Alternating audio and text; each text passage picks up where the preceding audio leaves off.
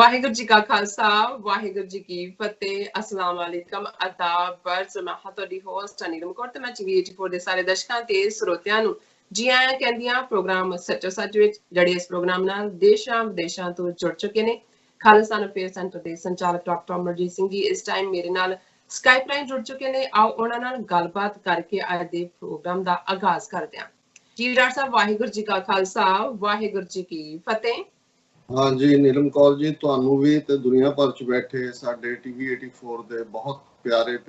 ਦਰਸ਼ਕਾਂ ਨੂੰ ਵੀ ਵਾਹਿਗੁਰੂ ਜੀ ਕਾ ਖਾਲਸਾ ਵਾਹਿਗੁਰੂ ਜੀ ਕੀ ਫਤਿਹ ਜੀ ਡਾਕਟਰ ਸਾਹਿਬ ਜੀ ਆਇਆਂ ਨੂੰ ਪ੍ਰੋਗਰਾਮ ਸੱਚੋ ਸੱਚ ਵਿੱਚ ਬਹੁਤ ਮਿਹਰਬਾਨੀ ਜੀ ਡਾਕਟਰ ਸਾਹਿਬ ਅੱਜ 25 ਮਈ 2020 11 ਜੇਠ ਨਾਨਕਸ਼ਾਹੀ ਸੰਮਤ 552 ਦਾ ਦਿਨ ਹੈ ਤੇ ਡਾਕਟਰ ਸਾਹਿਬ ਪ੍ਰੋਗਰਾਮ ਸ਼ੁਰੂ ਕਰਨ ਤੋਂ ਪਹਿਲਾਂ ਅਸੀਂ ਆਪਣੇ ਦਰਸ਼ਕਾਂ ਤੇ ਸਰੋਤਿਆਂ ਨੂੰ ਹਮੇਸ਼ਾ ਤਰ੍ਹਾਂ ਦਾ ਸੀ ਵਿਊਅਰਸ ਜੇ ਤੁਸੀਂ ਹੱਕ ਸੱਚ ਇਨਸਾਫ ਤੇ ਪੈਰਾ ਦਿੰਦਾ ਇੱਕੋ ਇੱਕ ਚੈਨਲ TV 84 ਨੂੰ ਦੇਖਣਾ ਚਾਹੁੰਦੇ ਹੋ ਤਾਂ ਤੁਸੀਂ ਦੇਖ ਸਕਦੇ ਹੋ ਸਪੈਕਟਰਮ ਕੇਬਲ ਆਸ਼ੀਅਨ ਕੇਬਲ ਬੈਲਫਾਰ ਇਨ ਕੈਨੇਡਾ roku ਚਾਦੂ ਬਾਕਸ ਸ਼ਾਵਾ Facebook TV 84 ਦੀ ਐਪ ਰਾਹੀਂ online streaming and IP box ਤੇ ਤੁਸੀਂ TV 84 ਨੂੰ ਦੇਖ ਸਕਦੇ ਹੋ ਵਿਊਅਰਸ ਜੇ ਤੁਸੀਂ TV 84 ਨਾਲ ਜਾਂ ਪ੍ਰੋਗਰਾਮ ਸੱਚੋ ਸੱਚ ਨਾਲ Facebook ਰਾਹੀਂ ਜੁੜੇ ਹੋ ਤਾਂ ਇਸ ਨੂੰ ਵੱਧ ਤੋਂ ਵੱਧ ਲਾਈਕ ਕਰੋ ਤੇ ਸ਼ੇਅਰ ਕਰੋ ਅਤੇ ਨਾਲ ਹੀ YouTube ਤੇ ਸਬਸਕ੍ਰਾਈਬ ਵੀ ਕਰੋ ਇਹ ਵੀ ਦੱਸ ਦਈਏ ਕਿ ਤੁਸੀਂ TV 84 ਦੀ ਐਪ ਨੂੰ ਐਂਡਰੋਇਡ ਐਂਡ ਐਪ ਸਟੋਰ ਤੇ ਡਾਊਨਲੋਡ ਕਰਕੇ ਜੋ TV 84 ਦੀ ਲਾਈਵ ਸਟ੍ਰੀਮ ਹੈ ਉਸ ਨੂੰ ਤੁਸੀਂ 24 ਆਵਰਸ ਦੇਖ ਸਕਦੇ ਹੋ ਵਿਊਅਰਸ ਪ੍ਰੋਗਰਾਮ ਦੀ ਸ਼ੁਰੂਆਤ ਕਰ ਰਹੇ ਹਾਂ ਕਿ ਅਸੀਂ ਆਸ ਕਰਦੇ ਹਾਂ ਕਿ ਤੁਹਾਡਾ ਜਿਹੜਾ ਵੀਕਐਂਡ ਹੈ ਐਂਡ ਜੋ ਸਾਡੇ ਪਾਕਿਸਤਾਨੀ ਮੁਸਲਮਾਨ ਜਿਹੜੇ ਵੀਰ ਭੈਣ ਨੇ ਉਹਨਾਂ ਦਾ ਜੋ ਮੁਬਾਰਕ ਈਦ ਦਾ ਦਿਨ ਹੈ ਉਹ ਬਹੁਤ ਹੀ ਵਧੀਆ ਗੁਜ਼ਰਿਆ ਹੋਏਗਾ ਸੋ ਕਾਫੀ ਜ਼ਿਆਦਾ ਖਾਣਾ ਪੀਣਾ ਵੀ ਹੋਇਆ ਹੋਏਗਾ ਈਦੀਆਂ ਵੀ ਹੋਈਆਂ ਹੋਣਗੀਆਂ ਪਰ ਮੇਰੀ ਈਦੀ ਕਿੱਥੇ ਹੈ ਉਹ ਵੀ ਮੈਨੂੰ ਦੱਸੋ ਮੇਰੀ ਈਦੀ ਵੀ ਮੈਨੂੰ ਚਾਹੀਦੀ ਹੈ ਸੋ ਆਸ ਕਰਦੇ ਹਾਂ ਵਾਹਿਗੁਰੂ ਅੱਗੇ ਅਰਦਾਸ ਕਰਦੇ ਹਾਂ ਅੱਲਾਹ ਤਾਲਾ ਅੱਗੇ ਅਰਦਾਸ ਕਰਦੇ ਹਾਂ ਕਿ ਤੁਹਾਡਾ ਜੋ ਆਉਣ ਵਾਲਾ ਵੀ ਸਮਾਂ ਹੈ ਉਹ ਵੀ ਬਹੁਤ ਹੀ ਵਧੀਆ ਗੁਜ਼ਰੇ ਸੋ ਅੱਜ ਦੇ ਜਿਸ ਤਰ੍ਹਾਂ ਕਿ ਅੱਜ ਮੈਮੋਰੀਅਲ ਡੇ ਹੈ ਉਸ ਬਾਰੇ ਆਪਾਂ ਗੱਲਬਾਤ ਕਰਾਂਗੇ ਪਹਿਲੇ ਸੈਗਮੈਂਟ ਦੇ ਵਿੱਚ ਜਿਸ ਤਰ੍ਹਾਂ ਹਮੇਸ਼ਾ ਹੀ ਤੁਹਾਨੂੰ ਆਪਾਂ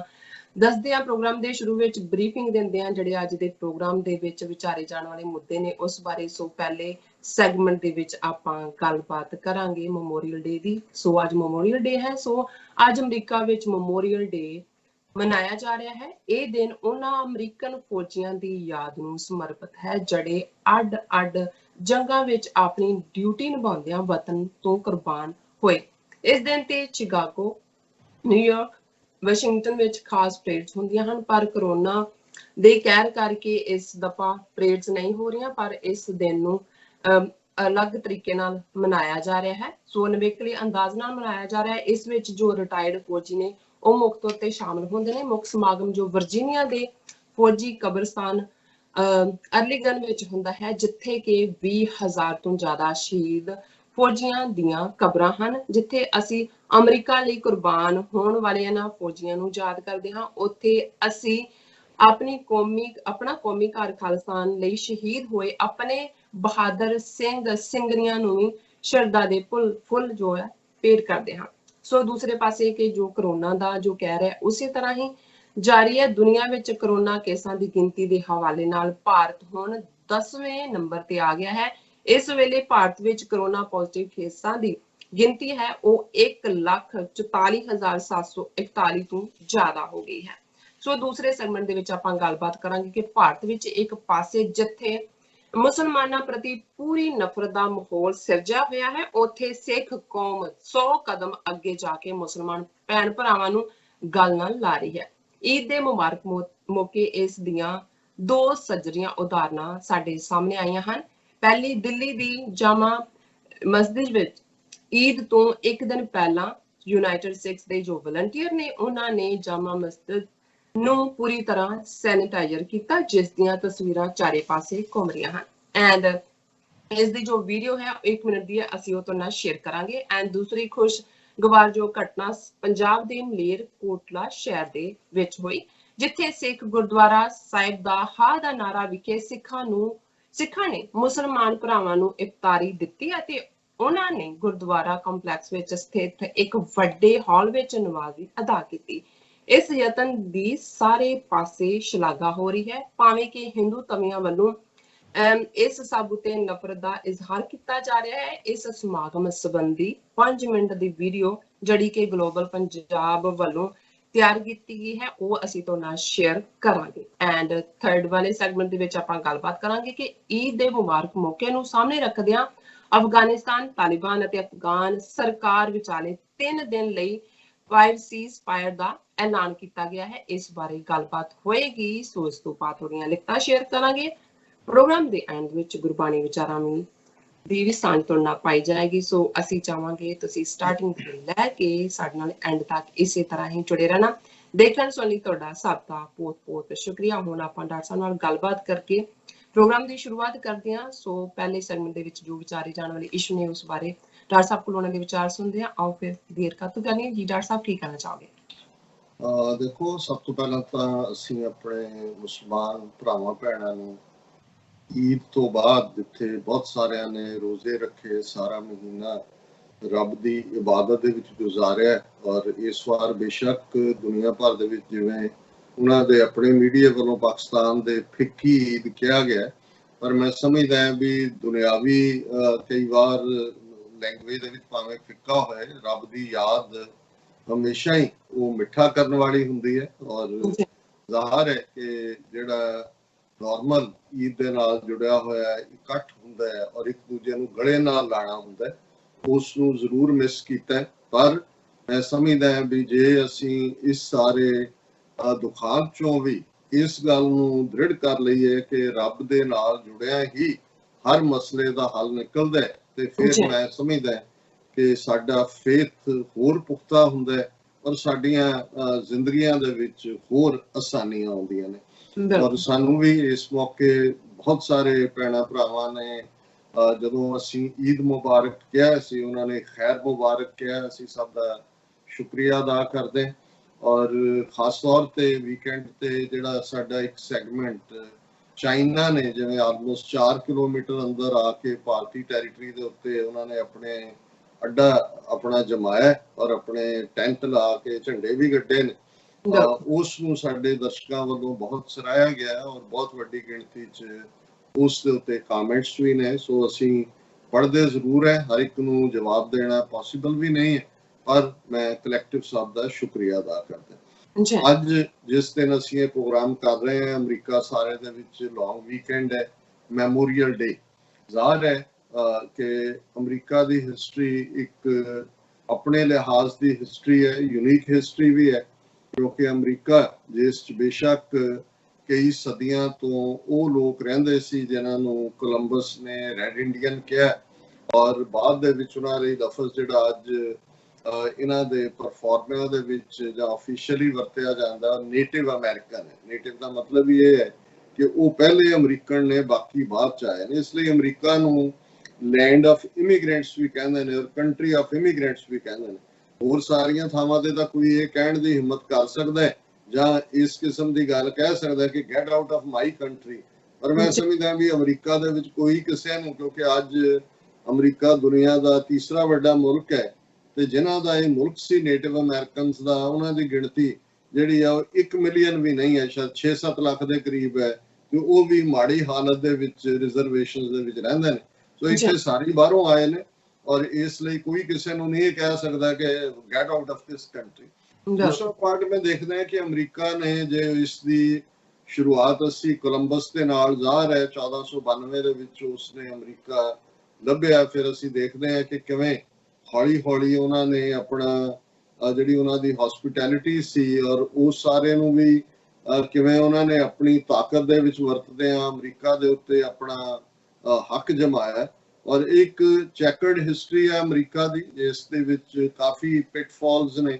ਲੇਕਿਨ ਜੇ ਅਸੀਂ ਉੱਥੋਂ ਨਿਕਲ ਕੇ ਬ੍ਰਿਟਿਸ਼ ਕਲੋਨੀਅਲ ਪੀਰੀਅਡ 'ਚ ਆਈਏ ਕਿ ਕਿਵੇਂ ਜਿਹੜਾ ਇਸ ਲੈਂਡ ਦੇ ਉੱਤੇ ਫਿਰ ਫ੍ਰੈਂਚ ਵੀ ਆ ਗਏ, ਕੁਝ ਥਾਵਾਂ ਤੇ ਸੂਬਿਆਂ ਤੇ ਉਹਨਾਂ ਦਾ ਕੰਟਰੋਲ, ਕਿਉਂਕਿ ਕੈਨੇਡਾ 'ਚ ਉਹਨਾਂ ਦੀ ਡੋਮੀਨੈਂਸ ਸੀ, ਅੱਜ ਵੀ ਕਿਊਬੈਕ ਦੇ ਵਿੱਚ ਫ੍ਰੈਂਚ ਮੈਜੋਰਿਟੀ ਨੇ। ਔਰ ਇਸੇ ਤਰ੍ਹਾਂ ਅਮਰੀਕਾ ਦੀਆਂ ਵੀ ਜਿਹੜੀਆਂ ਨਾਲ ਲੱਗਦੀਆਂ ਕੈਨੇਡਾ ਦੇ ਸਟੇਟਸ ਨੇ, ਉਹਨਾਂ ਦੇ ਵਿੱਚ ਈਵਨ ਸਟੇਟ ਆਫ ਮੇਨ ਹੈ ਜਾਂ ਲੁਈਜ਼ੀਆਨਾ ਹੈ, ਉਹਦੇ 'ਚ ਅਸੀਂ ਵੱਡੀ ਗਿਣਤੀ 'ਚ ਫ੍ਰੈਂਚ ਦੇਖਦੇ। ਪਰ ਇਵੈਂਚੁਅਲੀ ਇਹਨਾਂ ਦੀ ਕਲੋਨੀਅਲ ਆਪਸੀ ਜਿਹੜੀ ਤਾਪ ਝਾਂਪ ਵੀ ਸੀ, ਉਹਦੇ ਚੋਂ ਜਿਹੜਾ ਬ੍ਰਿਟਿਸ਼ ਪ੍ਰਵੇਲ ਕੀਤੇ। ਔਰ ਜ਼ਾਹਰ ਹੈ ਕਿ ਇਹ ਅਮਰੀਕਾ ਬ੍ਰਿਟਿਸ਼ ਦੇ ਥੱਲੇ ਹੈ, ਲੇਕਿਨ ਫਿਰ ਅਸੀਂ ਦੇਖਦੇ ਹਾਂ ਕਿ ਕਿਵੇਂ ਅਲਟੀਮੇਟਲੀ ਭਾਵੇਂ ਬਹੁਤ ਵਾਰ ਅਸੀਂ ਧਰਮ ਨੂੰ ਜਾਂ ਰੇਸ ਨੂੰ ਕਾਰਨ ਸਮਝਦੇ ਹਾਂ ਡਿਸਕ੍ਰਿਮੀਨੇਸ਼ਨ ਦਾ, ਪਰ ਮੈਂ ਸਮਝਦਾ ਵੀ ਇਨਸਾਨੀ ਰੁਚੀਆਂ ਦੇ ਵਿੱਚ ਹੀ ਜਿੱਥੇ ਸ਼ੈਤਾਨ ਬੈਠਾ ਹੈ ਉੱਥੇ ਭਾਵੇਂ ਰੇਸ ਕੋਈ ਵੀ ਹੋਏ, ਮਜ਼ਹਬ ਕੋਈ ਵੀ ਹੋਏ, ਅਸੀਂ ਉਹਨਾਂ ਮਜ਼ਹਬਾਂ 'ਚ ਦੇਖਦੇ ਹਾਂ ਜਿੱਥੇ ਕਿ ਇੱਕੋ ਹੀ ਮਜ਼ਹਬ ਨੂੰ ਮੰਨਣ ਵਾਲਿਆਂ ਨੇ ਉਹ ਕਿਵੇਂ ਗਰੀਬਾਂ ਨੂੰ ਲੁੱਟ ਰਹੇ ਨੇ। ਜੇ ਅਸੀਂ ਈਵਨ ਪਾਕਿਸਤਾਨ ਦੇ ਹਵਾਲੇ ਨਾਲ ਹੀ ਦੇਖੀਏ ਕਿ ਈਵਨ ਆਟਾ ਔਰ ਚੀਨੀ ਤੱਕ ਜਿਹੜੀ ਕਾਮਨ ਬੰਦੇ ਦੀ ਇੱਕ ਲੋੜ ਹੈ ਉਸ ਤੋਂ ਵੀ ਕਿਵੇਂ ਉਹ ਪ੍ਰੋਫਿਟ ਕੱਢਦੇ ਨੇ। ਸੋ ਇਸੇ ਤਰ੍ਹਾਂ ਅਮਰੀਕਾ ਦੇ ਵਿੱਚ ਵੀ ਭਾਵੇਂ ਡੋਮੀਨੇਟ ਰੇਸ ਤਾਂ ਵਾਈਟ ਹੀ ਸੀ, ਜਿਹੜੇ ਪਿਲਗ੍ਰਿਮਸ ਵੀ ਆਏ, ਬਾਅਦ ਦੇ ਵਿੱਚ ਵੀ ਯੂਰਪ ਤੋਂ ਮਾਈਗ੍ਰੇਸ਼ਨਸ ਹੋਈਆਂ, ਪਰ ਬ੍ਰਿਟਿਸ਼ਰਸ ਨੇ ਬੜੀ ਤੇਜ਼ੀ ਦੇ ਨਾਲ ਇੱਥੇ ਆਪਣਾ ਜਿਹੜਾ ਹੈ ਉਹ ਵਾਧੂ ਟੈਕਸ ਲਾ ਕੇ ਔਰ ਦੂਸਰਾ ਇਸ ਕਿਸਮ ਦੀ ਲੁੱਟ ਖਸੁੱਟ ਸ਼ੁਰੂ ਕੀਤੀ ਕਿ ਫਿਰ ਇੱਕ ਦਿਨ ਉਹ ਆਇਆ 1776 ਤੱਕ ਪਹੁੰਚਦੇ ਆ ਜਦੋਂ ਕਿ 13 ਕਾਲੋਨੀਆਂ ਨੇ ਅਮਰੀਕਾ 'ਚ ਇਕੱਠੇ ਹੋ ਕੇ ਬ੍ਰਿਟਿਸ਼ ਨਾਲੋਂ ਆਜ਼ਾਦੀ ਦਾ ਐਲਾਨ ਕੀਤਾ। ਡਿਕਲੇਰੇਸ਼ਨ ਆਫ ਇੰਡੀਪੈਂਡੈਂਸ 4 ਜੁਲਾਈ 1776 ਨੂੰ ਹੋਈ ਔਰ ਉਹ ਜਿਹੜਾ ਟ੍ਰਿਗਰਿੰਗ ਪੁਆਇੰਟ ਸੀ ਕਿ ਉਹਨਾਂ ਨੇ ਚਾਹ ਪੱਤੀ ਜਿਹੜੀ ਇੱਥੋਂ ਟੀ ਦੇ ਜਾਂਦੇ ਸੀ ਵੱਡੇ ਵੱਡੇ ਕਾਰਟਲ, ਟੀ ਚਾਹ ਦੇ ਉੱਤੇ ਬਹੁਤ ਟੈਕਸ ਲਾ ਦਿੱਤਾ ਹੈ ਔਰ ਇਹ ਅਮਰੀਕਨਾਂ ਨੇ ਮਹਿਸੂਸ ਕੀਤਾ, ਉਹਨਾਂ 13 ਕਾਲੋਨੀਜ਼ ਵਾਲਿਆਂ ਨੇ ਕਿ ਇਨਫ ਇਜ਼ ਇਨਫ, ਕਿ ਬਹੁਤ ਹੋਇਆ। ਉਹਨਾਂ ਨੇ ਜਿਹੜੀਆਂ ਬ੍ਰਿਟਨ ਨੂੰ ਜਾਣ ਵਾਲੀਆਂ ਉਹ ਚਾਹ ਪੱਤੀ ਦੇ ਵੱਡੇ ਵੱਡੀਆਂ ਪੇਟੀਆਂ ਸੀ, ਉਹਨਾਂ ਨੇ ਪਹਿਲਾ ਰੈਵੋਲੂਸ਼ਨਰੀ ਐਕਟ ਸੀ ਉਹਨੂੰ ਸਮੁੰਦਰ ਦੇ ਵਿੱਚ ਸੁੱਟਿਆ ਬੋਸਟਨ ਦੇ ਮੁਕਾਮ ਤੇ, ਜਿਹਨੂੰ ਬੋਸਟਨ ਟੀ ਪਾਰਟੀ ਕਿਹਾ ਜਾਂਦਾ। ਹੁਣ ਇਹ 4-5 ਸਾਲ ਦੀ ਵਾਰ ਜਿਹਨੂੰ ਅਮਰੀਕਨ ਹਿਸਟਰੀ ਬੁੱਕਸ ਦੇ ਵਿੱਚ ਰੈਵੋਲੂਸ਼ਨਰੀ ਵਾਰ ਕਿਹਾ ਜਾਂਦਾ ਹੈ, ਕਿਉਂਕਿ ਮੈਂ ਮੈਮੋਰੀਅਲ ਡੇ ਦੀ ਗੱਲ ਕਰਨ ਤੋਂ ਪਹਿਲਾਂ ਅਮਰੀਕਨ ਹਿਸਟਰੀ ਦੇ ਇਸ ਪੱਖ ਤੋਂ ਥੋੜਾ ਜਿਹਾ ਜਾਣੂ ਕਰਵਾਉਣਾ ਚਾਹੁੰਦਾ ਕਿ ਰੈਵੋਲੂਸ਼ਨਰੀ ਵਾਰ ਜਿਹੜੀ ਹੈ ਉਹ ਲਗਭਗ 4 ਜਾਂ 5 ਸਾਲ 1776 ਨੂੰ ਜੇ ਅਸੀਂ ਕੱਟ ਆਫ ਡੇਟ ਦੇਖੀਏ, ਸੋ ਉਹਦੇ 'ਚ ਜਾਰਜ ਵਾਸ਼ਿੰਗਟਨ, ਥਾਮਸ ਜੈਫਰਸਨ ਔਰ ਬਾਅਦ ਦੇ ਵਿੱਚ ਬੈਂਜਾਮਿਨ ਫਰੈਂਕਲਿਨ, ਗੈਰੀ ਐਡਮਸ, ਇਹ ਸਾਰੇ ਨਾਂ ਨੇ ਜਿਨ੍ਹਾਂ ਦੀ ਬਹੁਤ ਵੱਡੀ ਕੰਟਰੀਬਿਊਸ਼ਨ ਹੈ। ਉਹਦੇ 'ਚ ਜਾਰਜ ਵਾਸ਼ਿੰਗਟਨ ਦੀ ਅਗਵਾਈ ਥੱਲੇ ਅਮਰੀਕਨਾਂ ਨੇ ਫਤਹ ਹਾਸਲ ਕੀਤੀ ਔਰ ਬ੍ਰਿਟਿਸ਼ਰਸ ਨੂੰ ਜਿਹੜਾ ਉਹ ਇੱਥੋਂ ਆਪਣਾ ਡੇਰਾ ਡੱਗਾ ਜਿਹੜਾ ਉਹ ਚੁੱਕਣਾ ਪਿਆ। ਲੇਕਿਨ ਇਸ ਸਾਰੇ ਤੋਂ ਬਾਅਦ 80 ਸਾਲ ਦੇ ਵਿੱਚ ਅਮਰੀਕਾ ਦੇ ਵਿੱਚ ਜਿਹੜਾ ਦੂਸਰਾ ਵੱਡਾ ਕ੍ਰਾਈਸਿਸ ਆਇਆ, ਜਿਹਦੇ 'ਚ ਜੇ ਅਸੀਂ ਵਰਲਡ ਵਾਰਸ ਜਾਂ ਵੀਅਤਨਾਮ ਵਾਰ ਇਹ ਸਾਰੇ ਦੀਆਂ ਕਾਊਂਟਿੰਗ ਨਾ ਕਰੀਏ 20ਵੀਂ ਸਦੀ ਦੀਆਂ ਜੰਗਾਂ ਦੀ, ਤੇ ਫਿਰ ਜਿਹਨੇ ਸਭ ਤੋਂ ਜ਼ਿਆਦਾ ਅਮਰੀਕਨਾਂ ਨੂੰ ਜਿਹੜਾ ਹੈ ਉਹ ਮਾਰਿਆ ਉਹ ਸੀ ਜਿਹੜੀ ਜਿਸ ਦੀ ਅਸੀਂ ਅੱਜ ਗੱਲ ਕਰ ਰਹੇ ਹਾਂ, ਉਹ ਬੇਸਿਕਲੀ ਸੀ ਜਿਹਨੂੰ ਅਮਰੀਕਨ ਸਿਵਲ ਵਾਰ ਕਿਹਾ ਜਾਂਦਾ। ਆਪਸ ਦੇ ਵਿੱਚ ਭਰਾ ਭਰਾਵਾਂ ਦੇ ਨਾਲ ਲੜੇ, ਇੱਕ ਸਟੇਟ ਦੂਜੀ ਦੇ ਨਾਲ ਲੜੀ ਔਰ ਉਹਦਾ ਰੀਜ਼ਨ ਹੋਰ ਵੀ ਸਨ ਬਹੁਤ ਸਾਰੇ, ਫੈਡਰਲਿਜ਼ਮ ਵਰਸਸ ਲਿਬਰਟੀ, ਲੇਕਿਨ ਜਿਹੜਾ ਟ੍ਰਿਗਰਿੰਗ ਪੁਆਇੰਟ ਸੀ ਉਹ ਸੀ ਸਲੇਵਰੀ, ਕਿਉਂਕਿ ਇਹਨਾਂ 80 ਸਾਲਾਂ ਦੇ ਵਿੱਚ ਜਿਹੜੀ ਸਲੇਵਰੀ ਵੱਡੇ ਪੈਮਾਨੇ ਤੇ ਹੋਈ ਔਰ ਇਸ ਕਿਸਮ ਦਾ ਫਿਰ ਇੱਕ ਮਾਹੌਲ ਬਣਿਆ ਕਿ ਭਾਈ ਇਹ ਜਿਹੜੇ ਗੁਲਾਮ ਨੇ ਉਹਨਾਂ 'ਚ ਅਫਰੀਕਨ ਅਮਰੀਕਨ ਵੀ ਸਨ, ਦੂਸਰੇ ਵੀ ਸਨ, ਇਹਨਾਂ ਸਾਰਿਆਂ ਨੂੰ ਕਿਵੇਂ ਜਿਹੜਾ ਉਹ ਆਜ਼ਾਦੀ ਮਿਲੇ। ਔਰ ਜ਼ਾਹਰ ਹੈ ਕਿ ਇਸ ਮੁੱਦੇ ਦੇ ਉੱਤੇ ਜਿਹੜੇ ਅਮਰੀਕਾ ਦੀਆਂ ਸਾਊਥ ਦੀਆਂ ਸਟੇਟਾਂ ਸੀ ਜਿਹਦੇ ਵਿੱਚ ਅੱਜ ਵੱਡਾ ਹਿੱਸਾ ਬਾਈਬਲ ਬੈਲਟ ਹੈ, ਉਹ ਸਲੇਵਰੀ ਨਹੀਂ ਸੀ ਹਟਾਉਣਾ ਚਾਹੁੰਦੇ, ਉਹਨਾਂ ਦੇ ਲਈ ਸਸਤੀ ਫਾਰਮ ਲੇਬਰ ਸੀ। ਔਰ ਇੱਧਰ ਅਬਰਾਹਿਮ ਲਿੰਕਨ ਦੀ ਅਗਵਾਈ ਥੱਲੇ ਜਿਹੜਾ ਅਮਰੀਕਾ ਦੇ ਜਿਹੜੇ ਜਿਨ੍ਹਾਂ ਦੇ ਵਿੱਚ ਇਨਸਾਨੀਅਤ ਜਾਗੀ ਸੀ, ਉਹਨਾਂ ਨੂੰ ਲੱਗਿਆ ਕਿ ਵੀ ਨਹੀਂ, ਇਹ ਜਿਹੜਾ ਇਹ ਕ੍ਰਾਈਮ ਹੈ ਅਗੇਂਸਟ ਹਿਊਮੈਨਿਟੀ ਜੋ ਅਸੀਂ ਬੰਦਾ ਬੰਦੇ ਨਾਲ ਕਰ ਰਿਹਾ। ਹਾਲਾਂ ਉਦੋਂ ਵੀ ਅਮਰੀਕਾ ਰਿਲੀਜੀਅਸ ਲਾਈਨ ਦੇ ਉੱਤੇ ਬਿਲਕੁਲ ਬਾਈਬਲ ਨੂੰ ਜਿਹੜਾ ਉਹ ਸਮਰਪਿਤ ਸੀ, ਲੇਕਿਨ ਇੱਕ ਤਬਕਾ ਈਵਨ ਬਾਈਬਲ ਰਾਹੀਂ ਵੀ ਇਹਨੂੰ ਜਸਟੀਫਾਈ ਕਰ ਰਿਹਾ ਸੀ। ਔਰ ਇਸ ਮੁੱਦੇ ਦੇ ਉੱਤੇ ਅਬਰਾਹਿਮ ਲਿੰਕਨ ਪ੍ਰੈਜ਼ੀਡੈਂਟ ਸਨ। ਫਿਰ ਅਮਰੀਕਾ ਦੇ ਵਿੱਚ ਸਿਵਲ ਵਾਰ ਹੋਈ ਜਿਹੜੀ ਲਗਭਗ 4 ਸਾਲ ਚੱਲੀ ਔਰ ਜਿੰਨੇ ਅਮਰੀਕਨ ਈਵਨ ਰੈਵੋਲੂਸ਼ਨਰੀ ਵਾਰ ਦੇ ਵਿੱਚ ਵੀ ਨਹੀਂ ਸੀ ਮਾਰੇ ਗਏ, ਉਹ ਅਮਰੀਕਾ ਦੀ ਉਸ ਸਿਵਲ ਵਾਰ ਦੇ ਵਿੱਚ ਮਾਰੇ ਗਏ। ਇਵੈਂਚੁਅਲੀ ਜਿਹੜੇ ਲੋਕ ਸਲੇਵਰੀ ਖਤਮ ਕਰਨਾ ਚਾਹੁੰਦੇ ਸੀ ਉਸ ਧਿਰ ਦੀ ਜਿੱਤ ਹੋਈ, ਪਰ ਐਨ ਜਿੱਤ ਦੇ ਵੇਲੇ ਜਦੋਂ ਕਿ ਅਬਰਾਹਿਮ ਲਿੰਕਨ ਇੱਕ ਥੀਏਟਰ ਦੇ ਵਿੱਚ ਇੱਕ ਜਿਹੜੇ ਨੇ ਡਰਾਮਾ ਦੇਖਣ ਗਏ ਤੇ ਉਹਨਾਂ ਨੂੰ ਸ਼ੂਟ ਡਾਊਨ ਕਰ ਦਿੱਤਾ ਗਿਆ। ਸੋ ਅਬਰਾਹਿਮ ਲਿੰਕਨ ਜਿਹੜੇ ਅਮਰੀਕਨ ਆਜ਼ਾਦੀ ਦੇ ਪ੍ਰਤੀਕ ਨੇ ਉਹਨੂੰ ਟੁਗੈਦਰ ਰੱਖਣ ਲਈ, ਜਿੱਥੇ ਜਾਰਜ ਵਾਸ਼ਿੰਗਟਨ ਅਮਰੀਕਨ ਲਿਬਰੇਸ਼ਨ ਦੇ ਪ੍ਰਤੀਕ ਨੇ, ਪਰ ਲਿੰਕਨ ਬੇਸ਼ੱਕ ਨਹੀਂ ਜਿਹੜੇ ਨੇ ਉਹ ਸਰਵਾਈਵ ਕਰ ਸਕੇ। ਲੇਕਿਨ ਇਹਦੇ 'ਚ ਕੋਈ ਸ਼ੱਕ ਨਹੀਂ ਹੈ ਕਿ ਅਮਰੀਕਾ ਅੱਜ ਜਿਹੜੀਆਂ 50 ਸਟੇਟਾਂ ਅਮਰੀਕਾ ਦੀਆਂ ਨੇ ਉਹਦੀ ਜਿਹੜੀ ਯੂਨਿਟੀ ਦੀ ਲਾਈਨ ਹੈ ਇਹ ਇਸ ਦੇ ਵਿੱਚ ਵੱਡਾ ਰੋਲ, ਭਾਵੇਂ ਉਹ ਇੱਕ ਬਹੁਤ ਵੱਡੀ ਬਰਬਾਦੀ ਸੀ। 20,000 ਤੋਂ ਜ਼ਿਆਦਾ ਅਮਰੀਕਨ ਜਿਹੜੇ ਨੇ ਇਸ ਸਿਵਲ ਵਾਰ ਦੇ ਵਿੱਚ ਮਾਰੇ ਗਏ। ਔਰ ਇਸ ਗੱਲ ਦਾ ਧਿਆਨ ਰਹੇ ਕਿ 1865 ਦੇ ਵਿੱਚ ਇਹ ਸਿਵਲ ਵਾਰ ਮੁੱਕਦੀ ਹੈ 1860-61 ਦੇ ਨੇੜੇ ਤੇੜੇ ਸ਼ੁਰੂ ਹੁੰਦੀ ਹੈ। ਔਰ ਜਦੋਂ ਇਹ ਮੁੱਕੀ ਜ਼ਾਹਰ ਹੈ ਕਿ ਵੀ ਇੱਕ ਗੱਲ ਸੀ ਕਿ ਚਾਰ ਚਫੇਰੇ ਲਾਸ਼ਾਂ ਦੇ ਢੇਰ ਵਿਛੇ ਹੋਏ ਸੀ। ਔਰ ਜੇ ਇਸ ਮਾਮਲੇ 'ਚ ਅਸੀਂ ਜਿਹੜਾ ਈਵਨ ਲਿੰਕਨ ਦਾ ਐਡਰੈਸ ਹੈ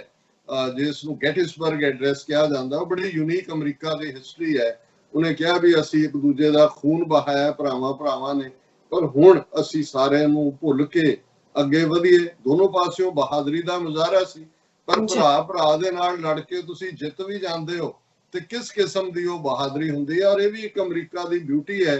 ਕਿ ਜਿਹੜੇ ਇਸ ਸਾਰੇ ਦੇ ਵਿੱਚ ਸਾਊਥ ਦੀਆਂ ਫੌਜਾਂ ਜਿਹੜੀਆਂ ਡਿਫੀਟ ਹੋਈਆਂ ਉਹਨਾਂ ਦੀ ਅਗਵਾਈ ਕਰਦੇ ਸੀ, ਉਹਨਾਂ ਦੀ ਯਾਦ ਦੇ ਵਿੱਚ ਵੀ ਜਿਹੜੇ ਨੇ ਹਾਈਵੇ ਜਾਂ ਮੈਮੋਰੀਅਲ ਨੇ, ਜਿਵੇਂ ਵਰਜੀਨੀਆ ਦੇ ਵਿੱਚ ਲੀ ਹਾਈਵੇ ਹੈ। ਹੁਣ ਜਨਰਲ ਲੀ ਜਿਹੜੇ ਨੇ ਉਹ ਸਾਊਥ ਦੀਆਂ ਫੌਜਾਂ ਦੇ ਕਾਮਯਾਬ ਜਨਰਲ ਸੀ। ਸੋ ਇਹ ਇੱਕ ਅਮਰੀਕਨ ਜਿਹੜੀ ਹੈ ਸਪਿਰਿਟ ਵੀ ਯੂਨਿਟੀ ਦੀ ਆਈ। ਔਰ ਉਦੋਂ ਇਹ ਆਈਡੀਆ 1865 ਜਦੋਂ ਮੁੱਕੀ ਇਸ ਗੱਲ ਦਾ ਆਇਆ ਕਿ ਭਾਈ ਜਿਹੜੇ ਮਾਰੇ ਗਏ ਨੇ ਦੋਵੇਂ ਪਾਸਿਓਂ ਹੀ, ਉਹਨਾਂ ਦੀ ਯਾਦ ਦੇ ਵਿੱਚ ਸਾਨੂੰ ਦਿਨ ਵੀ ਮਨਾਉਣਾ ਚਾਹੀਦਾ। ਔਰ ਉਹਨਾਂ ਦੇ ਲਈ ਜਿਹਨੂੰ ਸੈਮੈਟਰੀ ਕਿਹਾ ਜਾਂਦਾ ਹੈ, ਗ੍ਰੇਵਯਾਰਡ ਨੂੰ ਜਾਂ ਕਬਰਸਤਾਨ ਨੂੰ, ਆਰਲਿੰਗਟਨ ਸੈਮੈਟਰੀ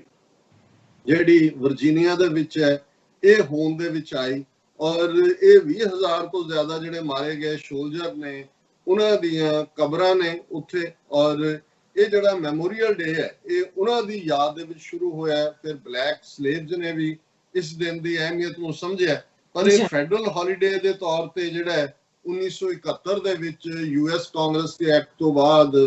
ਇਸ ਨੂੰ ਫੈਡਰਲ ਹੌਲੀਡੇ ਐਲਾਨਿਆ ਗਿਆ। ਔਰ ਇਸ ਦਿਨ ਦੇ ਉੱਤੇ ਬਹੁਤ ਸਾਰੀਆਂ ਥਾਵਾਂ ਦੇ ਉੱਤੇ ਮੈਮੋਰੀਅਲ ਡੇ ਪੈਰੇਡਸ ਹੁੰਦੀਆਂ ਨੇ, ਸ਼ਿਕਾਗੋ, ਨਿਊਯਾਰਕ, ਵਾਸ਼ਿੰਗਟਨ। ਇਸ ਵਾਰ ਪੈਰੇਡਸ ਤਾਂ ਨਹੀਂ ਹੋ ਰਹੀਆਂ, ਦਿਨ ਨੂੰ ਯਾਦ ਕੀਤਾ ਜਾ ਰਿਹਾ। ਔਰ ਇਹਨਾਂ ਦੇ ਵਿੱਚ ਜਿਹੜੇ ਫੌਜੀ ਵੈਟਰਨ ਨੇ, ਕੋਈ ਜੰਗਾਂ 'ਚ ਲੜੇ ਜਾਂ ਜਿਹੜੇ ਰਿਟਾਇਰਡ ਨੇ, ਉਹ ਵੱਡੀ ਗਿਣਤੀ ਸ਼ਾਮਲ ਹੁੰਦੇ ਨੇ। ਔਰ ਤੁਸੀਂ ਦੇਖੋਗੇ ਕਿ ਉਹਨਾਂ ਦੀ ਮੈਮਰੀ ਦੇ ਵਿੱਚ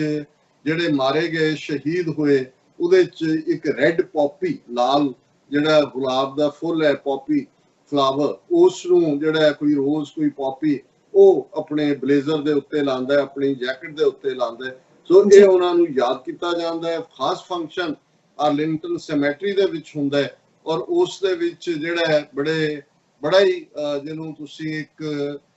ਅੰਦਰ ਦੇ ਨਾਲ ਜੁੜਿਆ ਹੋਇਆ, ਕਿਉਂਕਿ ਵਕਤ ਪਾ ਕੇ ਅਮਰੀਕਾ ਦੇ ਵਿੱਚ ਫਿਰ ਮਰਨ ਵਾਲੇ ਸੋਲਜਰਸ ਇੱਥੋਂ ਤੱਕ ਨਹੀਂ ਰਹੇ। ਅਸੀਂ 20ਵੀਂ ਸਦੀ 'ਚ ਦੇਖਦੇ ਹਾਂ ਕਿ ਵਰਲਡ ਵਾਰ 1 ਹੋਏ, ਵਰਲਡ ਵਾਰ 2 ਹੋਏ, ਫਿਰ ਵਿਤਨਾਮ ਵਾਰ ਹੋਏ, ਫਿਰ ਕੋਰੀਅਨ ਵਾਰ ਹੋਏ, ਔਰ ਹੁਣ ਲੇਟਲੀ ਪਿਛਲੇ 20-25 ਸਾਲਾਂ ਦੇ ਵਿੱਚ ਇਰਾਕ ਵਾਰ, ਅਫਗਾਨਿਸਤਾਨ ਵਾਰ, ਇਹਨਾਂ ਸਾਰੇ ਸੋਲਜਰਸ ਨੂੰ ਯਾਦ ਕੀਤਾ ਜਾਂਦਾ ਹੈ। ਔਰ ਇਸ ਨੂੰ ਜਦੋਂ ਤੱਕ ਮੈਮੋਰੀਅਲ ਡੇ ਲਫ਼ਜ਼ 1971 ਤੋਂ ਬਾਅਦ ਜ਼ਿਆਦਾ ਹੈ, ਪਹਿਲਾਂ ਇਹਨੂੰ ਡੈਕੋਰੇਸ਼ਨ ਡੇ ਕਿਹਾ ਜਾਂਦਾ ਸੀ ਕਿ ਭਾਈ ਇਹ ਸਾਡੇ ਮਾਨ ਸਨਮਾਨ ਦਾ ਦਿਨ ਵੀ ਹੈ। ਉਹਨਾਂ ਫੌਜੀਆਂ ਨੂੰ ਜਿਹੜੇ ਜਿੱਤੇ ਉਹਨਾਂ ਨੂੰ ਡੈਕੋਰੇਟ ਵੀ ਕੀਤਾ ਗਿਆ। ਔਰ ਇਸ ਸਾਰੇ ਦੇ ਨਾਲ ਜਿਹੜਾ ਹੈ ਇੱਕ ਪਾਰਟ ਮੈਂ ਇਹ ਦੇਖਦਾ ਕਿ ਜਦੋਂ ਅਸੀਂ ਆਰਲਿੰਗਟਨ ਸੈਮੈਟਰੀ ਦੀ ਗੱਲ ਕਰਦੇ ਹਾਂ, ਉਹਦੇ 'ਚ ਇੱਕ ਕਬਰ, ਇੱਕ ਗ੍ਰੇਵ ਜਿਹੜੀ ਹੈ ਉਹ ਅਨਨੋਨ ਸੋਲਜਰ ਦੀ ਹੈ। ਹੁਣ ਕਿਉਂਕਿ ਜੰਗ ਦੇ ਮੈਦਾਨ ਦੇ ਵਿੱਚ ਮਾਰੇ ਗਿਆ ਨੂੰ ਜਿਹੜਾ ਹੈ ਕੁਸ਼ਤੀਆਂ ਤੇ ਲਾਸ਼ਾਂ ਮਿਲਦੀਆਂ ਨੇ, ਕੁਛ ਉਹ ਨੇ ਜਿਨ੍ਹਾਂ ਦਾ ਪਤਾ ਹੀ ਨਹੀਂ ਲੱਗਦਾ, ਜਾਂ ਉਹਨਾਂ ਦੇ ਇੰਨੇ ਟੁਕੜੇ ਹੋ ਜਾਂਦੇ ਨੇ, ਜਾਂ ਉਹ ਜਿਹੜਾ ਉਹ ਰੌਟ ਹੋ ਜਾਂਦੀ ਹੈ। ਸੋ ਉਹਨਾਂ ਨੂੰ ਟ੍ਰਿਬਿਊਟ ਦਿੰਦਿਆਂ ਇੱਕ ਕਬਰ ਐਸੀ ਬਣਾਈ ਗਈ ਜਿਨ੍ਹਾਂ 'ਚ, ਕਿਉਂਕਿ ਬਹੁਤ ਸਾਰੇ ਸੀ ਜਿਨ੍ਹਾਂ ਦੀ ਸ਼ਨਾਖਤ ਨਹੀਂ ਹੋਈ, ਔਰ ਉਹਨੂੰ tomb of N unknown soldier ਕਿਹਾ ਜਾਂਦਾ ਹੈ ਕਿ ਉਹ ਜਿਸ ਦੀ ਪਛਾਣ ਵੀ ਨਹੀਂ ਹੈ। ਔਰ ਉਸ ਦੇ ਉੱਤੇ ਜਿਹੜੇ ਲਫ਼ਜ਼ ਉਕਰੇ ਹੋਏ ਨੇ ਉਹ ਇਹ ਨੇ, here rest in unknown glory an American soldier known but to God, ਕਿ ਇੱਥੇ ਉਹ ਅਨਨੋਨ ਅਣਪਛਾਤਾ ਫੌਜੀ ਜਿਹੜਾ ਉਹ ਆਰਾਮ ਕਰ ਰਿਹਾ ਹੈ, ਜਿਸ ਨੇ ਜਿਹੜਾ ਸ਼ਾਨ ਦੇ ਨਾਲ ਆਰਾਮ ਕਰ ਰਿਹਾ, ਜਿਸ ਦੀ ਪਛਾਣ ਦਾ ਸਾਨੂੰ ਪਤਾ ਨਹੀਂ ਪਰ ਰੱਬ ਨੂੰ ਪਤਾ ਹੈ। ਸੋ ਮੈਂ ਸਮਝਦਾ ਕਿ ਇਹ ਇੱਕ ਬੜੇ ਹਮੇਸ਼ਾ ਹੀ, ਜਦੋਂ ਮੈਂ ਵਾਸ਼ਿੰਗਟਨ ਪਹਿਲੀ ਵਾਰ ਆਰਲਿੰਗਟਨ ਸੈਮੈਟਰੀ ਵੀ ਗਿਆ ਤੇ ਮੇਰੇ ਲਈ ਇਹ ਬਾਕੀ ਉਹਨਾਂ ਦਾ ਹੈ ਬਹੁਤ ਸਾਰਾ ਆਪਣੀ ਹਿਸਟਰੀ ਨੂੰ, ਆਪਣੀ ਟ੍ਰੈਡੀਸ਼ਨ ਨੂੰ ਸਾਂਭਣ ਦੀ ਜਾਂਚ ਅਮਰੀਕਨਾਂ ਤੋਂ ਸਿੱਖਣ ਦੀ ਲੋੜ ਹੈ। ਪਰ ਕੁਝ ਚੀਜ਼ਾਂ ਜਿਹੜੀਆਂ ਬੇਸ਼ੱਕ ਉਹਨਾਂ ਦੇ ਵਿੱਚ ਕੋਈ ਬਹੁਤ ਕੁਝ ਸ਼ਾਨੋ ਸ਼ੌਕਤ ਨਹੀਂ ਹੁੰਦੀ, ਪਰ ਇਹ ਲਫ਼ਜ਼ ਜਿਹੜੇ ਨੇ ਹਮੇਸ਼ਾ ਮੇਰੇ ਦਿਲ ਦੇ ਅੰਦਰ ਉਕਰੇ ਗਏ, ਕਿਉਂਕਿ ਜਦੋਂ ਤੁਸੀਂ ਖੁਦ ਉਸ ਸੰਘਰਸ਼ ਦਾ ਹਿੱਸਾ ਹੁੰਦੇ ਹੋ ਤੁਸੀਂ ਉਹਨਾਂ ਵੀਰਾਂ ਭੈਣਾਂ ਨੂੰ ਜਾਣਦੇ ਹੁੰਦੇ ਹੋ ਜਾਂ ਕੌਮ ਦੇ ਉਹਨਾਂ ਯੋਧਿਆਂ ਨੂੰ ਜਿਨ੍ਹਾਂ ਦੀ ਕੋਈ ਪਛਾਣ ਨਹੀਂ ਹੈ, ਜਿਨ੍ਹਾਂ ਦਾ ਕੋਈ ਨਾਂ ਵੀ ਨਹੀਂ ਜਾਣਦਾ। ਖਾਲਿਸਤਾਨ ਦੇ ਸੰਘਰਸ਼ ਤੇ ਮੈਂ ਸ਼ਹੀਦਾਂ ਦੀ ਗੱਲ ਕਰ ਰਿਹਾ, ਔਰ ਉਹਨਾਂ ਚੋਂ ਕੋਈ ਝੂਠਾ ਪੁਲਿਸ ਮੁਕਾਬਲਾ ਬਣਾ ਕੇ ਕੋਈ ਅਣਪਛਾਤੀ ਲਾਸ਼ ਬਣਾ ਦਿੱਤਾ ਗਿਆ, ਉਹ ਅੰਮ੍ਰਿਤਸਰ ਦੇ ਸ਼ਮਸ਼ਾਨ ਘਾਟ ਹੋਣ ਜਾਂ ਪੰਜਾਬ ਭਰ ਦੇ ਹੋਣ, ਕੋਈ ਅਣਪਛਾਤਾ ਬਣਾ ਦਿੱਤਾ ਗਿਆ, ਮਾਂ ਦਾ ਪੁੱਤਰ, ਭੈਣ ਦਾ ਭਰਾ, ਸਿੰਘਣੀ ਦਾ ਸਿੰਘ, ਕਿਸੇ ਨਹਿਰ ਦੇ ਕੰਢੇ, ਕਿਸੇ ਰੋਈ ਦੇ ਵਿੱਚ ਕਿਸੇ ਦੀ ਲਾਸ਼ ਜਿਹੜੀ ਹੈ ਉਹ ਦਰਿਆ ਦੇ ਵਿੱਚ, ਨਹਿਰ ਦੇ ਵਿੱਚ ਰੋੜ ਦਿੱਤੀ ਗਈ। ਉਸ ਦਾ ਕੋਈ ਸੰਸਕਾਰ ਨਹੀਂ ਹੋਇਆ, ਉਸ ਦਾ ਕੋਈ ਭੋਗ ਨਹੀਂ ਪਾਇਆ ਜਾ ਸਕਿਆ, ਉਸ ਦਾ ਅੰਤਮ ਦੀਦਾਰ ਉਹਦੇ ਮਾਪਿਓ, ਉਹਦੇ ਪਿਆਰੇ ਨਹੀਂ ਕਰ ਸਕੇ। ਪਰ ਜੇ ਅਮਰੀਕਨ ਇਸ ਵਿਸ਼ਵਾਸ ਦੇ ਨਾਲ ਨੇ ਕਿ ਉਹ ਗਲੋਰੀ ਹੈ, ਔਰ ਸਭ ਤੋਂ ਵੱਡੀ ਗਲੋਰੀ ਮੈਂ ਸਮਝਦਾ ਵੀ ਅਨਨੋਨ ਸੋਲਜਰ ਦੀ ਹੈ, ਜਿਹਦੇ ਅੰਦਰ ਕੋਈ ਪਛਾਣ ਜਾਂ ਕੋਈ ਬੱਲੇ ਬੱਲੇ ਜਾਂ ਵਾਹ ਵਾਹ ਕਰਾਉਣ ਲਈ ਕੋਈ ਨਹੀਂ ਤੁਰੇ। ਉਹਨਾਂ ਦੇ ਅੰਦਰ ਇੱਕੋ ਹੀ ਉਹ ਚੀਜ਼ ਸੀ, ਆਪਣੇ ਅਕਾਲ ਤਖਤ ਦਰਬਾਰ ਸਾਹਿਬ ਤੇ ਫੌਜੀ ਹਮਲਾ ਹੁੰਦਾ, ਉਸ ਨੂੰ ਜਾਪਿਆ ਕਿ ਵੀ ਇਹ ਗੋਲੀਆਂ ਮੇਰੇ ਵਜੂਦ ਤੇ ਵੱਜੀਆਂ ਨੇ, ਮੈਂ ਇਸ ਗੁਲਾਮੀ ਨੂੰ ਨਹੀਂ ਕਬੂਲਣਾ, ਔਰ ਇਸ ਰਸਤੇ ਤੇ ਉਹ ਤੁਰ ਨਿਕਲੇ, ਉਹਨਾਂ ਪਿੱਛੇ ਮੁੜ ਕੇ ਨਹੀਂ ਦੇਖਿਆ। ਸੋ ਅੱਜ ਦਾ ਦਿਨ ਜਿੱਥੇ ਅਸੀਂ ਅਮਰੀਕਨ ਹੋਣ ਦੇ ਨਾਤੇ ਆਪਣੇ ਇਹਨਾਂ ਬਹਾਦਰ ਅਮਰੀਕਨ ਸਿਪਾਹੀਆਂ ਨੂੰ, ਜਿਨ੍ਹਾਂ ਨੇ ਫੌਜੀਆਂ ਨੂੰ, ਜਿਨ੍ਹਾਂ ਨੇ ਵਤਨ ਪ੍ਰਸਤੀ ਦੇ ਲਈ, ਜ਼ਾਹਰ ਹੈ ਫੌਜੀ ਸਵਾਲ ਨਹੀਂ ਚੁੱਕਦਾ, ਜੰਗਾਂ ਦੇ ਫੈਸਲੇ ਗਲਤ ਹੋਣ ਠੀਕ ਹੋਣੇ ਫੌਜੀ ਨਹੀਂ ਕਰਦਾ, ਇਹ ਨੀਤੀ ਘਾੜੇ ਨੇ ਜਿਨ੍ਹਾਂ ਨੇ ਆਪਣੇ ਤੌਰ ਤਰੀਕਿਆਂ ਨਾਲ ਜਾਂ ਆਪਣੇ ਮੁਲਕ ਦੇ ਮਫਾਦ ਜਾਂ ਕਈ ਵਾਰ ਕਿੜ ਕੱਢਣ ਦੇ ਲਈ ਉਹ ਜੰਗਾਂ ਵਿੜ ਦਿੰਦੇ ਨੇ। ਪਰ ਫੌਜੀ ਦੇ ਕੋਲ ਤਾਂ ਜਿਹੜਾ ਉਹ ਜਦੋਂ ਮਰਦਾ ਉਹ ਤਾਂ ਇਹੀ ਸਮਝ ਰਿਹਾ ਹੁੰਦਾ ਕਿ ਉਹ ਆਪਣੇ ਵਤਨ ਤੋਂ ਕੁਰਬਾਨ ਹੋ ਰਿਹਾ। ਸੋ ਅਸੀਂ ਜਿੱਥੇ ਇਹਨਾਂ ਸਾਰੇ ਫੌਜੀਆਂ ਨੂੰ, ਜਿਨ੍ਹਾਂ ਚੋਂ ਅਨਨੋਨ ਸੋਲਜਰ ਵੀ ਸ਼ਾਮਲ ਨੇ, ਯਾਦ ਕਰ ਰਹੇ ਹਾਂ, ਉੱਥੇ ਅਸੀਂ ਪਿਛਲੇ 4 ਦਹਾਕਿਆਂ ਦੇ ਲਗਭਗ ਦੇ ਆਪਣੇ 1.5 ਲੱਖ ਦੇ ਕਰੀਬ ਸ਼ਹੀਦ ਸਿੰਘਾਂ ਸਿੰਘਣੀਆਂ ਨੂੰ ਵੀ ਆਪਣੀਆਂ ਯਾਦਾਂ ਦੇ ਵਿੱਚ ਲਿਆਈਏ, ਜਿਨ੍ਹਾਂ ਨੇ ਆਪਣਾ ਅੱਜ ਦਿੱਤਾ ਤਾਂ ਕਿ ਕੌਮ ਦਾ ਆਉਣ ਵਾਲਾ ਕੱਲ ਮਾਣ ਮਤਾ ਹੋਏ, ਸ਼ਾਨ ਮਤਾ ਹੋਏ। ਔਰ ਗੱਲ ਸਿਰਫ ਇਹੀ ਨਹੀਂ ਜਿਹੜਾ ਕੌਮ ਦੀ ਆਜ਼ਾਦੀ ਦੇ ਰਾਹ ਤੇ ਜਾਂ ਆਪਣੇ ਮਜ਼ਹਬ, ਆਪਣੇ ਈਮਾਨ, ਆਪਣੇ ਫੇਥ, ਆਪਣੇ ਧਰਮ ਲਈ ਕੁਰਬਾਨ ਹੁੰਦਾ,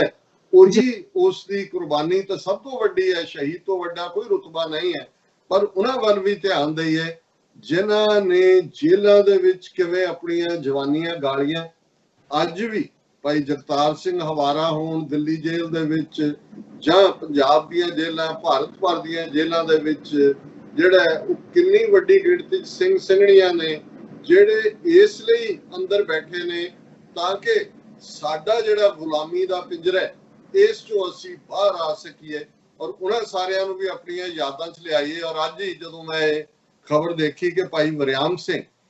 ਜਿਨ੍ਹਾਂ ਦਾ ਸੰਬੰਧ ਯੂਪੀ ਦੇ ਸ਼ਾਹਜਹਾਨਪੁਰ ਜ਼ਿਲ੍ਹੇ ਦੇ ਨਾਲ ਸੀ, ਪਿੰਡ ਉਹਨਾਂ ਦਾ ਬਰਬਰਾ, ਔਰ 1990 ਦੇ ਵਿੱਚ ਜਦੋਂ ਕਿ ਉਹ 39 ਸਾਲ ਦੇ ਸਨ, ਉਹਨਾਂ ਨੂੰ ਜੇਲ੍ਹ ਦੇ ਵਿੱਚ ਡੱਕਿਆ ਗਿਆ, ਉਹਨਾਂ ਦੇ ਉੱਤੇ ਟਾਡਾ ਕਾਨੂੰਨ ਲਾਇਆ ਗਿਆ। ਉਦੋਂ ਉਹਨਾਂ ਦੇ 2 ਬੱਚੇ ਸਨ, ਇੱਕ 6 ਸਾਲ ਦਾ, ਇੱਕ 3 ਸਾਲ ਦਾ, ਔਰ 25 ਸਾਲ ਜਿਹੜੇ ਨੇ ਇਹਨਾਂ ਨੂੰ ਜੇਲ੍ਹ ਦੇ ਵਿੱਚ ਰੱਖਿਆ ਗਿਆ।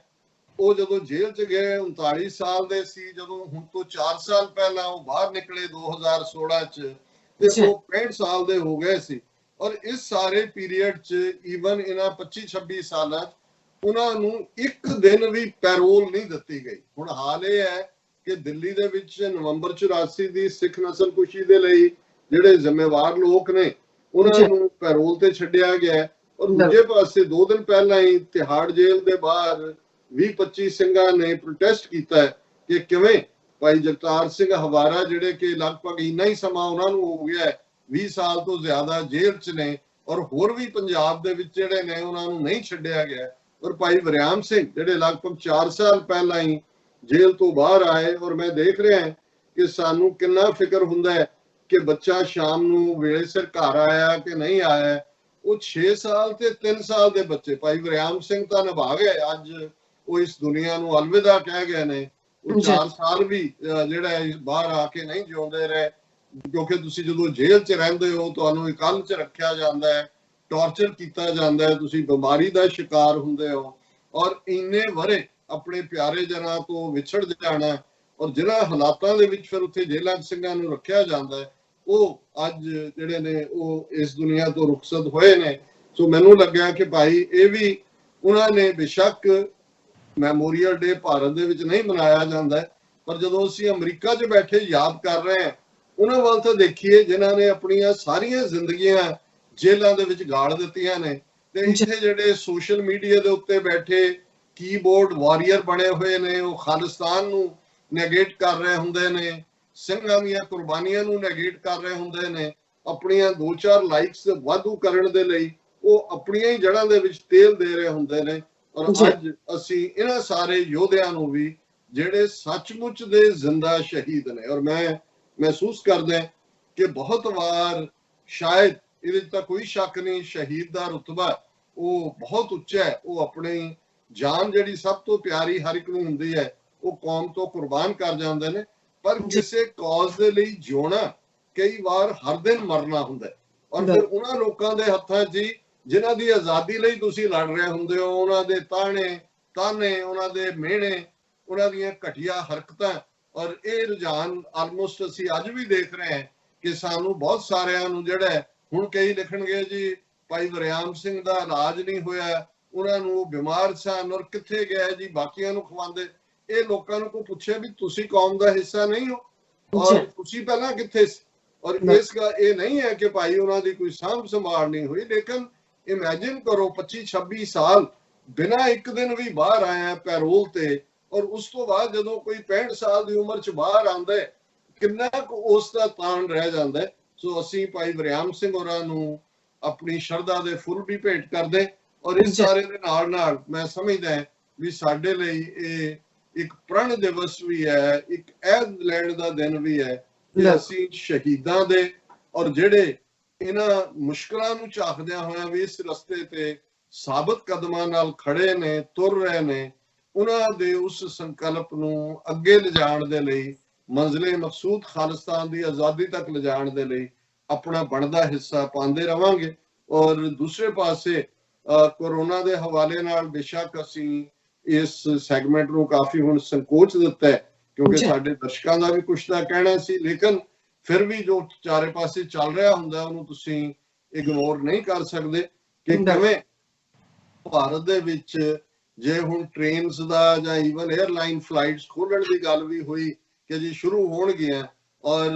ਸ਼ੁਰੂਆਤੀ ਦੌਰ ਦੇ ਵਿੱਚ ਹੀ ਕਿਵੇਂ 80 에ਅਰਲਾਈਨ ਫਲਾਈਟਸ ਨਾਲ ਦੀ ਨਾਲ ਹੀ ਕੈਂਸਲ ਹੋ ਗਈਆਂ ਦਿੱਲੀ, ਔਰ ਹਜ਼ਾਰਾਂ ਮੁਸਾਫਰ ਜਿਹੜੇ ਨੇ ਉੱਥੇ ਫਸੇ ਹੋਏ ਰੁਲ ਰਹੇ ਨੇ, ਬੁਰਾ ਹਾਲ ਬੌਂਕੇ ਦਿਹਾੜੇ ਨੇ। ਇਹੀ ਹਾਲ ਅਸੀਂ ਟ੍ਰੇਨਾਂ ਦੇ ਹਵਾਲੇ ਨਾਲ ਦੇਖਦੇ ਹਾਂ, ਜਿਹਨੇ ਯੂਪੀ 'ਚ ਉਤਰਨਾ ਉਹ ਮਹਾਰਾਸ਼ਟਰ ਨੂੰ ਟ੍ਰੇਨ ਜਾ ਰਹੀ ਹੈ, ਕੋਈ ਕਰਨਾਟਕਾ 'ਚ ਜਾ ਰਹੀ ਹੈ, ਲੋਕ ਅੱਕੇ ਹੋਏ ਟ੍ਰੇਨ ਦੀਆਂ ਜਿਹੜੀ ਉਹ ਚੇਨ ਖਿੱਚ ਕੇ ਉੱਥੇ ਹੀ ਉਤਰ ਰਹੇ ਨੇ, ਉਹ ਦੂਜੇ ਰਸਤਿਆਂ ਰਾਹੀਂ ਪਿੰਡਾਂ 'ਚ ਪਹੁੰਚ ਰਹੇ ਨੇ। ਔਰ ਇਹ ਈਵਨ ਆਦਿੱਤਿਆਨਾਥ ਯੋਗੀ ਯੂਪੀ ਦਾ ਚੀਫ ਮਿਨਿਸਟਰ ਕਹਿੰਦਾ ਜੀ ਹੁਣ ਇਸ ਤੋਂ ਬਾਅਦ ਜਦੋਂ ਕਿਸੇ ਨੂੰ ਲੇਬਰ ਚਾਹੀਦੀ ਹੋਏਗੀ ਸਾਡੀ ਪਰਮਿਸ਼ਨ ਚਾਹੀਦੀ ਹੋਏਗੀ, ਇਵੇਂ ਅਸੀਂ ਨਹੀਂ ਉਹਨਾਂ ਨੂੰ ਜਾਣ ਦਿਆਂਗੇ। ਪਰ ਨਾਲ ਹੀ ਨਾਲ ਉਹ ਕਹਿ ਰਿਹਾ ਜੀ ਜਿਹੜੇ ਮਹਾਰਾਸ਼ਟਰ ਤੋਂ ਆਏ ਨੇ ਉਹ 75% ਰੋਗੀ ਨੇ, ਕੋਰੋਨਾ ਪੋਜ਼ਿਟਿਵ ਨੇ ਇੰਨੇ ਲੱਖ, 50% ਜਿਹੜੇ ਦਿੱਲੀ ਤੋਂ ਆਏ ਨੇ ਉਹ ਕੋਰੋਨਾ ਪੋਜ਼ਿਟਿਵ ਨੇ। ਤੇ ਉਹ ਆਪੋਜੀਸ਼ਨ ਨੇ ਕਿਹਾ ਵੀ ਜਿੰਨੀ ਗਿਣਤੀ ਤੁਸੀਂ ਦੱਸ ਰਹੇ ਹੋ ਇਹਦਾ ਮਤਲਬ ਹੈ ਵੀ ਇਕੱਲੇ 10 ਲੱਖ ਕੋਰੋਨਾ ਪੋਜ਼ਿਟਿਵ ਤਾਂ ਸਾਡੇ ਯੂਪੀ 'ਚ ਹੀ ਨੇ। ਹਾਲਾਂਕਿ ਇਹਦੇ ਕੋਈ ਸ਼ੱਕ ਨਹੀਂ ਕਿ ਭਾਰਤ ਦੇ ਵਿੱਚ ਤੇਜ਼ੀ ਨਾਲ ਜਿਹੜਾ ਕੋਰੋਨਾ ਪੋਜ਼ਿਟਿਵ ਕੇਸਾਂ ਦੀ ਗਿਣਤੀ ਵਧੀ ਹੈ, ਔਰ ਇਸ ਵੇਲੇ 1,44,741 ਟੋਟਲ ਮਰੀਜ਼ ਨੇ, ਔਰ ਭਾਰਤ ਦੁਨੀਆ 'ਚ ਕੋਰੋਨਾ ਪੋਜ਼ਿਟਿਵ ਕੇਸਾਂ ਦੇ ਹਵਾਲੇ ਨਾਲ ਹੁਣ 10ਵੇਂ ਨੰਬਰ ਤੇ ਹੈ। ਜਦੋਂ ਅਸੀਂ ਸੈਚਰਡੇ ਗੱਲ ਕੀਤੀ ਸੋ ਉਦੋਂ ਭਾਰਤ ਜਿਹੜਾ ਹੈ ਉਹ 11ਵੇਂ ਨੰਬਰ ਤੇ ਸੀ, ਲੇਕਿਨ ਹੁਣ ਉਹ ਪਹਿਲੇ 10 ਮੁਲਕਾਂ 'ਚ ਆ ਗਿਆ, ਔਰ ਇਸ ਵੇਲੇ ਮੌਤਾਂ ਵੀ 4,162 ਹੋਈਆਂ ਨੇ। ਉਹੀ ਘਟੀਆ ਸਿਆਸਤ, ਸਿਆਸੀ ਬਿਆਨਬਾਜ਼ੀਆਂ ਬਰਾਬਰ ਚੱਲ ਰਹੀਆਂ ਨੇ, ਔਰ ਟੋਟਲ ਕੇਸ ਦੁਨੀਆ 'ਚ ਇਸ ਵੇਲੇ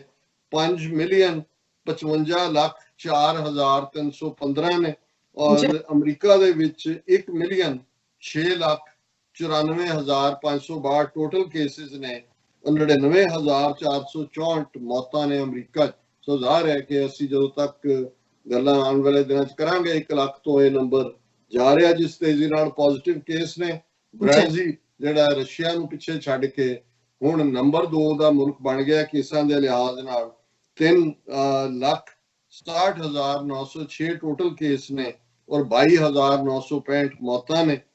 ਪਾਕਿਸਤਾਨ ਉੱਥੇ ਵੀ ਗਿਣਤੀ ਵੱਧ ਰਹੀ ਹੈ। ਬੇਸ਼ੱਕ ਨੰਬਰ ਅਜੇ 19ਵਾਂ ਨੰਬਰ ਹੀ ਹੈ ਕੁੱਲ ਜਿਹੜੇ ਕੇਸਾਂ ਦੇ ਮਾਮਲੇ, ਪਰ ਟੋਟਲ ਕੇਸ 56,349 ਨੇ ਔਰ ਟੋਟਲ ਡੈਥ ਜਿਹੜੀਆਂ ਨੇ ਪਾਕਿਸਤਾਨ 'ਚ 1,167 ਨੇ। ਸੋ ਅਸੀਂ ਜਿੱਥੇ ਇਹ ਮਹਿਸੂਸ ਕਰਦੇ ਹਾਂ ਕਿ ਇਹ ਸਾਰੇ ਨੇ ਹਕੂਮਤਾਂ ਦਾ ਪੋਲ ਖੋਲਿਆ ਕਿ ਕਿਵੇਂ ਉਹ ਭਾਰਤ ਹੋਏ, ਬ੍ਰਾਜ਼ੀਲ ਹੋਏ,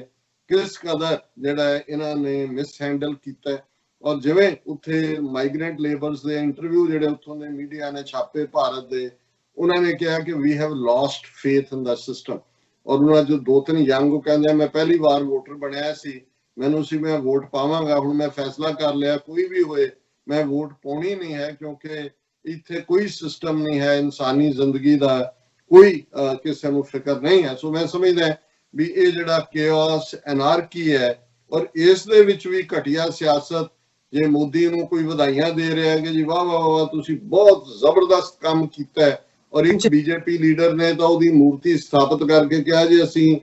ਪੂਜਾ ਕਰਿਆ ਕਰਾਂਗੇ ਮੋਦੀ ਦੀ, ਇੰਨਾ ਮੋਦੀ ਜ਼ਬਰਦਸਤ ਜਿਹੜਾ ਹੈ ਉਹ ਵਿਸ਼ਨੂੰ ਭਗਵਾਨ ਦਾ ਅਵਤਾਰ ਆ ਗਿਆ। ਮੈਂ ਸਮਝਦਾ ਵੀ ਉਹ ਕਿੱਥੇ ਗਏ ਭਾਰਤ ਦੇ ਹਿੰਦੂ ਮਹਾਸਭਾ ਵਾਲੇ, RSS ਵਾਲੇ, ਜਦੋਂ ਕਰੋਨਾ ਦੇ ਮੁੱਢਲੇ ਕੇਸ ਵੁਹਾਨ ਚ ਆਏ ਤਾਂ ਉਹਨਾਂ ਨੇ ਕਿਹਾ ਜੀ ਕਰੋਨਾ ਵਿਸ਼ਨੂੰ ਦਾ ਅਵਤਾਰ ਹੈ। ਔਰ ਇਹ ਚੀਨ ਵਾਲੇ ਜਿਹੜੇ ਮੀਟ ਈਟਰ ਨੇ ਔਰ ਉਹਨਾਂ ਨੂੰ ਸਜ਼ਾ ਦੇਣ ਦੇ ਲਈ ਵਿਸ਼ਨੂੰ ਭਗਵਾਨ ਨੇ ਕਰੋਨਾ ਦਾ ਜਿਹੜਾ ਅਵਤਾਰ ਧਾਰਿਆ। ਪਰ ਮੈਨੂੰ ਇਹ ਲੱਗਦਾ ਕਿ ਵੀ ਇਹ ਜਿਵੇਂ ਟੀਕਾ ਰਿਐਕਸ਼ਨ ਕਰਦਾ ਐਵੇਂ ਵਿਸ਼ਨੂੰ ਜੀ ਦਾ ਅਵਤਾਰ ਵੀ ਰਿਐਕਸ਼ਨ ਕਰ ਗਿਆ। ਚਾਈਨਾ ਵਾਲਿਆਂ ਨੇ ਤਾਂ ਵੁਹਾਨ ਚੋਂ ਵਿਸ਼ਨੂੰ ਨੂੰ ਨਿਕਲਣ ਨਹੀਂ ਦਿੱਤਾ, ਉਹ ਤਾਂ ਉੱਥੇ ਉਹਨਾਂ ਨੇ ਉਹਨੂੰ ਕੰਟਰੋਲ ਕਰ ਲਿਆ। ਪਰ ਭਾਰਤ ਦੇ ਵਿੱਚ ਅੱਜ ਜਿੱਥੇ ਉਹ 10ਵੇਂ ਨੰਬਰ ਤੇ ਵੀ ਹੈ ਔਰ ਜਿਸ ਹੱਦ ਤੱਕ ਉਹਨਾਂ ਦੀ ਇਕਨੋਮੀ ਸਫਰ ਕੀਤੀ ਹੈ, ਆਮ ਲੋਕ ਜੇ ਆਦਿੱਤਿਆਨਾਥ ਯੋਗੀ ਦੀਆਂ ਫਿਗਰਸ ਦੇਖ ਲਈਏ ਤਾਂ ਫਿਰ 10 ਲੱਖ ਜਿਹੜਾ ਕੱਲਾ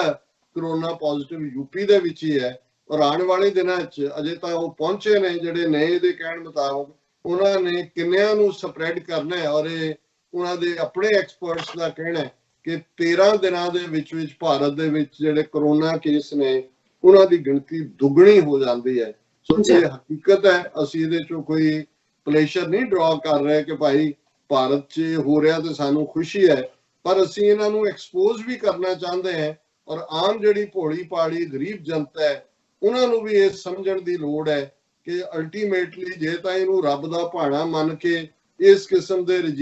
ਰਜੀਮ ਨੂੰ ਸਹੀ ਜਾਓਗੇ ਤਾਂ ਫਿਰ ਤੁਹਾਡਾ ਕੋਈ ਵਾਲੀ ਵਾਰਸ ਨਹੀਂ ਹੋਣਾ, ਇਵੇਂ ਹੀ ਸਫਰ ਕਰੀ ਜਾਓਗੇ। ਤੇ ਜੇ ਤੁਸੀਂ ਇਸ ਸਾਰੇ ਚੈਲੰਜ ਨੂੰ ਸਮਝਦੇ ਹੋ ਔਰ ਇਸ ਦੇ ਖਿਲਾਫ ਆਵਾਜ਼ ਚੁੱਕੋਗੇ, ਇਸ ਰਜੀਮ ਦਾ ਤਖਤਾ ਪਲਟੋਗੇ ਔਰ ਇਹ ਜਿਹੜਾ ਬ੍ਰਾਹਮਣਵਾਦ, ਹਿੰਦੂਤਵਾਦ ਦੀ ਅਗਲੀ ਸਭ ਤੋਂ ਨਕਮੀ ਔਰ ਭੱਦੀ ਜਿਹੜੀ ਇਹਨਾਂ ਦੀ ਵਿਚਾਰਧਾਰਾ ਹੈ, ਜਦੋਂ ਤੱਕ ਇਸ ਦਾ ਅੰਤ ਨਹੀਂ ਹੋਏਗਾ, ਇਨਸਾਨ ਦੇ ਨਾਲ ਮੁਹੱਬਤ ਨਹੀਂ ਕਰੇਗਾ, ਉਦੋਂ ਤੱਕ ਇਸ ਕਿਸਮ ਦੇ ਵਾਕਿਆਤ ਇੱਕ ਚੋਂ ਨਿਕਲ ਕੇ ਕੋਈ ਹੋਰ ਆ ਜਾਏਗਾ। ਤੇ ਇਹਨੂੰ ਫਿਰ ਜੇ ਤੁਸੀਂ ਰੱਬ ਦਾ ਭਾਣਾ ਹੀ ਮੰਨਣਾ ਤੇ ਫਿਰ ਇਸ ਗੱਲ ਦਾ ਧਿਆਨ ਰਹੇ ਕਿ ਭਾਈ ਉਹਦੇ 'ਚ ਫਿਰ ਰੱਬ ਵੀ ਕੁਝ ਨਹੀਂ ਕਰ ਸਕਦਾ। ਰੱਬ ਨੇ ਸਾਨੂੰ ਅਕਲ ਦਿੱਤੀ ਹੈ, ਠੀਕ ਤੇ ਗਲਤ ਪਛਾਣਨ ਦੀ ਜਿਹੜੀ ਹੈ ਉਹ ਇੰਟੈਲੈਕਟ ਦਿੱਤਾ ਹੈ। ਰੱਬ ਰਹਿਮਤ ਕਰੇ ਕੁੱਲ ਆਲਮ ਦੇ ਅੰਦਰ, ਕੁੱਲ ਦੁਨੀਆ ਦੇ ਅੰਦਰ ਅਮਨ ਅਮਾਨ ਖੁਸ਼ਹਾਲੀ ਹੋਏ। ਜਗਤ ਜਲੰਦਾ ਰੱਖ ਲੈ ਆਪਣੀ ਕਿਰਪਾ ਧਾਰ, ਜਿਤ ਦੁਆਰੈ ਉਭਰੈ ਤਿਤੈ ਦੇਹੋ ਉਬਾਰ। ਜੀ ਡਾਕਟਰ ਸਾਹਿਬ, ਇਹ ਸਾਰੀ ਜਾਣਕਾਰੀ ਸਾਡੇ ਦਰਸ਼ਕਾਂ ਨਾਲ ਸਾਂਝੀ ਕਰਨ ਲਈ ਤੁਹਾਡਾ ਬਹੁਤ ਬਹੁਤ ਸ਼ੁਕਰੀਆ। ਰਹਿੰਦੇ ਇਸ਼ੂ ਆਪਾਂ ਆਫਟਰ ਦਾ ਬ੍ਰੇਕ ਡਿਸਕਸ ਕਰਦੇ ਹਾਂ। ਸੋ ਇੱਥੇ ਲੈਣੇ ਬ੍ਰੇਕ। ਵਿਊਅਰਸ ਤੁਸੀਂ ਸਾਡੇ ਨਾਲ ਇਸੇ ਤਰ੍ਹਾਂ ਹੀ ਬਣੇ ਰਹਿਣਾ। ਮਿਲਦੇ ਹਾਂ ਆਫਟਰ ਦਿਸ ਸ਼ਾਰਟ ਬ੍ਰੇਕ।